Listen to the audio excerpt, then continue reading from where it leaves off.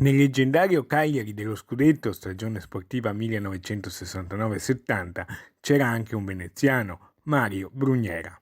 Era il Cagliari guidato dall'intramontabile Gigi Riva e proprio in questi giorni si celebra il 50° anniversario di quel formidabile storico traguardo.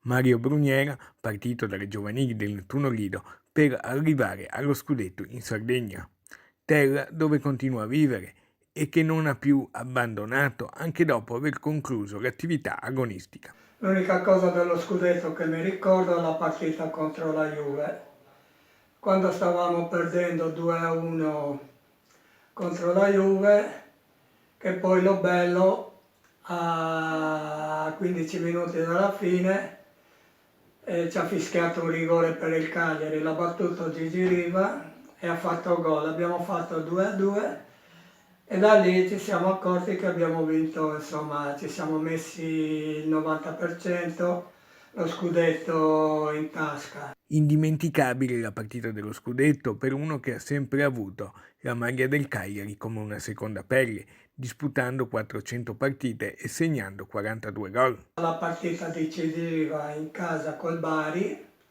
che abbiamo vinto 2-0 e lì abbiamo vinto lo scudetto. Era gli anni 70. Se l'emergenza sanitaria verrà risolta, appuntamento come sempre a giugno, tra meno di 2 mesi al Lido, da dove tutto è partito, verso la gloria sportiva. Ogni anno a giugno mi vengo a fare 15 giorni al Lido. Lì c'ho ancora dei fratelli, delle sorelle, al Lido c'ho sempre tantissimi amici